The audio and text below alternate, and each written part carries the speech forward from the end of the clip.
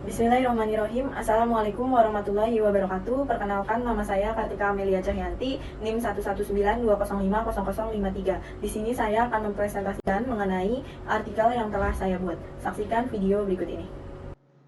Baik, di sini saya akan menjelaskan mengenai artikel yang telah saya buat dengan mini riset, yaitu dengan judul Pengaruh Cara Belajar Matematika terhadap Prestasi Belajar Matematika Siswa Kelas 10 IPA Manima Jakarta. Adapun artikel ini disusun oleh saya sendiri, Kartika Amelia Cahyanti, NIM 11920500053. Dan dosen pembimbingnya yaitu Bapak Hamdan Sugilar, MPD. Yang pertama yang saya akan bahas mengenai pendahuluan berkaitan dengan pendidikan. Pendidikan ini merupakan hal terpenting dalam kehidupan, karena pendidikan merupakan suatu proses setiap individu mengembangkan diri untuk melangsungkan kehidupannya. Nah, pendidikan ini terbagi menjadi 3, yaitu pendidikan formal, pendidikan informal, dan pendidikan non-formal. Nah, salah satunya adalah pendidikan formal. Nah, pendidikan formal ini prosesnya dilaksanakan di sekolah dengan melakukan suatu proses pembelajaran, di mana guru berperan sebagai pengajar dengan melakukan transfer of knowledge dan mengarahkan siswa dalam mengembangkan potensinya. Nah, di sekolah dilaksanakan suatu kegiatan pembelajaran, di mana merupakan suatu kegiatan individu yang dilakukan dari kegiatan tersebut, sehingga siswa memperoleh pengalaman-pengalaman baru atau temuan-temuan yang memang sudah ditemukan tetapi harus dilakukan pembaruan. Nah, kegiatan pembelajaran ini dilaksanakan di sekolah, di mana siswa wajib mempelajari semua mata pelajaran, termasuk matematika. Nah, sedangkan pelajaran matematika ini sering dianggap sulit oleh siswa, sehingga siswa banyak yang merasa bosan dan jenuh.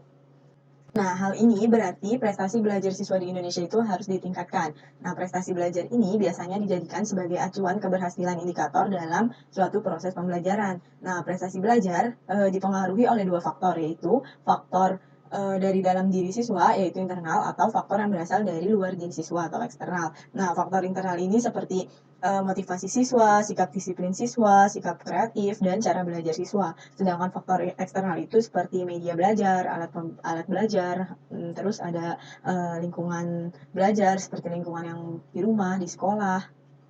Terus adapun di sini salah satu faktornya yaitu cara belajar matematika. Nah, cara belajar matematika ini merupakan faktor yang sangat berpengaruh pada prestasi belajar. Cara belajar ini akan menentukan bagaimana siswa ketika melakukan proses pembelajaran, seperti siswa harus mempersiapkan pembelajaran, mengikuti proses pembelajaran dengan baik, disiplin belajar mandiri, mengatur pola belajar, dan mempersiapkan mengikuti ujian. Nah, berdasarkan permasalahan-permasalahan tersebut, maka di sini peneliti memilih untuk melakukan suatu penelitian yang berkaitan dengan cara belajar matematika dan prestasi belajar matematika. Selanjutnya mengenai metode penelitian. Yang pertama, peneliti memakai metode penelitian kuantitatif dengan memilih metode survei, di mana peneliti mengumpulkan data misalnya dengan memberikan angket, wawancara, dan sebagainya. Yang kedua, ada sampel. Sampel diambil sebanyak 35 siswa kelas 10 IPA Manima Jakarta. Yang ketiga, ada instrumen penelitian. Peneliti melakukan pengumpulan data menggunakan angket, wawancara, dan dokumentasi. Angket di sini menggunakan skala Likert, di mana terdapat 4 jawaban, yaitu selalu, sering, kadang-kadang, dan tidak pernah, dengan skor 1 sampai dengan 4. Angket disebarkan melalui Google Formulir secara online. Nah, setelah angket terkumpul, angket dilakukan uji validitas dan reliabilitas dengan hasil 23 soal valid dari banyaknya 30 soal. Yang terakhir ada dokumentasi. Di sini peneliti mengambil data secara langsung, yaitu berupa hasil ujian semester genap siswa kelas 10 IPA untuk dijadikan sebagai prestasi hasil belajar matematika. Selanjutnya ada teknik analisis data. Teknik analisis data yang digunakan yaitu statistik deskriptif dan statistik inferensial. Nah, statistik deskriptif berfungsi untuk menganalisis dan menggambarkan data, sedangkan statistik inferensial untuk menganalisis sampel yang dimana nanti hasilnya dijadikan populasi. Peneliti menghitung analisis data dibantu dengan Microsoft Excel dan aplikasi SPSS. Adapun yang pertama dilakukan yaitu uji normalitas. Nah, uji normalitas ini untuk mengetahui sampel berdistribusi normal atau tidak. Nah, uji normalitas yang digunakan yaitu dengan uji Kolmogorov-Smirnov. Yang kedua ada uji linearitas. Nah, uji linearitas digunakan untuk melihat bahwa dua variabel ini mempunyai hubungan yang linear atau tidak. Dan yang terakhir ada uji hipotesis dengan analisis regresi sederhana. Digunakan untuk memperkirakan bagaimana pengaruh variabel independen terhadap variabel dependen. Dengan menggunakan analisis regresi sederhana, di mana H1-nya yaitu cara belajar matematika berpengaruh terhadap prestasi belajar matematika siswa kelas 10 IPA Manima Jakarta, dan H1-nya cara belajar matematika tidak berpengaruh terhadap prestasi belajar matematika siswa kelas 10 IPA Manima Jakarta. Selanjutnya ada pembahasan. Dalam proses pembelajaran, banyak yang menganggap pembelajaran matematika itu sulit. Nah, maka di sini kita harus mengubah mindset tersebut. Kita harus mengubah pemikiran tersebut bahwa matematika itu bisa dengan menerapkan cara pembelajaran yang baik. Nah, cara pembelajaran matematika ini bertujuan untuk memperoleh pengetahuan, sikap, dan keterampilan agar mencapai prestasi yang diinginkan sesuai dengan indikator-indikator tertentu. Adapun indikator cara belajar matematika yang memenuhi cara, yaitu yang pertama ada cara pelajaran matematika di sekolah, cara belajar matematika di rumah, cara belajar matematika berkelompok di sekolah, dan cara mempelajari buku teks matematika, cara menghadapi ujian matematika. Berdasarkan tabel kategori indikator cara bekerja matematika, yang pertama diperoleh cara mengikuti pelajaran matematika di sekolah dengan jumlah responden 35 siswa dengan kategori sangat baik. Nah, ini memang sudah sesuai karena di sekolah itu guru sudah menggunakan model dan metode yang digunakan sangat berkreatif. Guru juga sudah menjelaskan materi dengan jelas. Terus yang kedua ada cara belajar matematika di rumah dengan banyaknya responden 35 siswa dengan kategori baik.